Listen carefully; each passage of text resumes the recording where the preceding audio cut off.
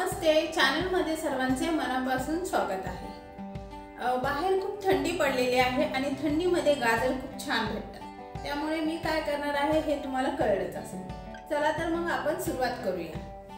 तर सुरुवातीला काय करायचं, गाजर स्वच्छ धुवून घ्यायचे आणि पहा ह्या गाजराला असे मुळं असतात किंवा ना माती वगैरे लागलेली असती। त्यामुळे काय करायचं, आपण छिलायचं असतं ना त्याने ना वरचं असं साल असतं ना ते काढून घ्यायचं, म्हणजे ती मुळं पण निघून जातात आणि काही मातीचे कण वगैरे असतात ना तर ते पण निघून जातात।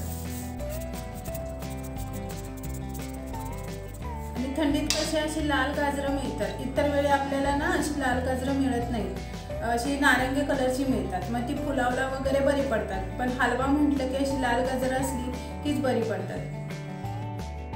आणि हलवा म्हटलं की थंडीत येणारी गाजरं खूप छान असतात।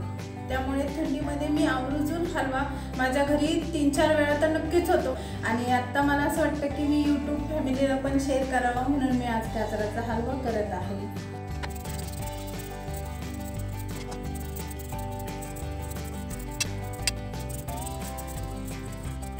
अशा प्रकारे सर्व गाजर चिरून घ्यायचे आहेत।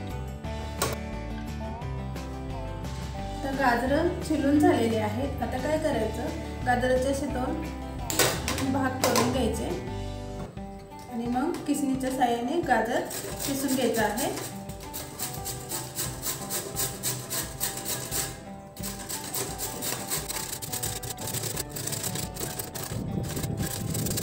इथे पाहू शकता गाजर किसून झालेले आहेत छान। आणि आता आपण गाजराचा हलवा करायला घेऊया। मी शिगडी चालू केलेली आहे आणि आता एक पॅन ठेवला, पॅन मध्ये मी साजूक तूप घेणार आहे। साजूक तूप गरम झाले की यामध्ये आपण काजू आणि बदामाचे काप टाकणार आहे।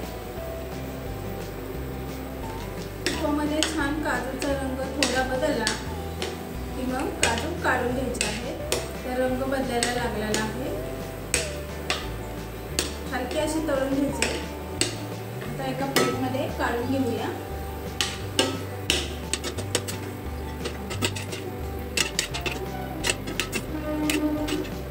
आता काय करायचं, या तुपामध्ये आणखी 1 चमचा साजूक तूप घालायचा आहे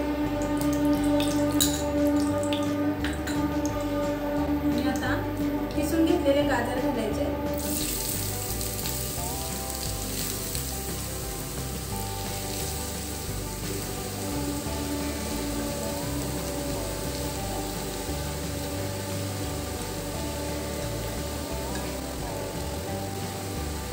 खालीवर करून घ्यायचे तुपामध्ये।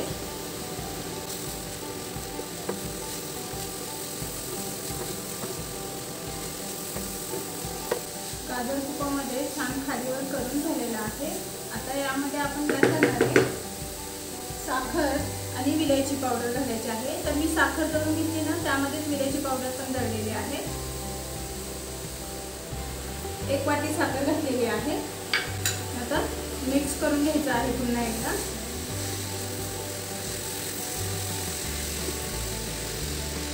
मिक्स करून झाला आहे। आता यामध्ये आपण 1 कप दूध घालणार आहे।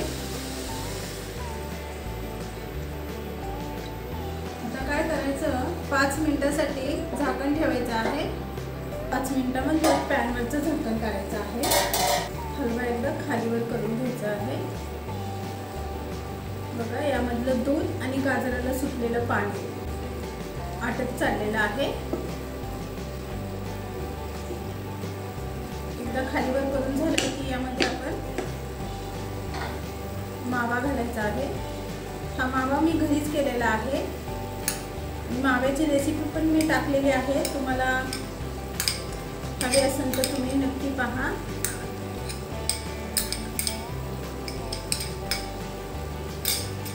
एकदा छान मिक्स करून घ्यायचं, म्हणजे मावा सगळीकडे पसरेल।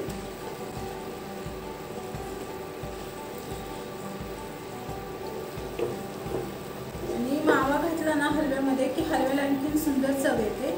मी 1 वाटी साखर टाकलेली आहे। तुम्हाला जर थोडी जास्त हवी असेल किंवा गोड जास्त हवा असेल तर तुम्ही थोडी जास्त घातली तरी चालेल।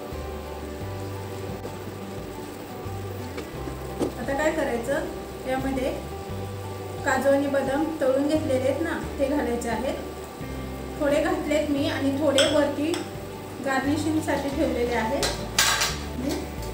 1 मिनिटासाठी झाकण ठेवायचं. 1 मिनिटानंतर झाकण काढायचं आणि एकदा मिक्स करून घ्या. तुम्ही पाहू शकता यामधला मावा पहा छान असा मिक्स झालेला आहे. आता काय करायचं, थोडंसं दूध आणि ते पाणी राहिलेलं आहे बघा यामध्ये.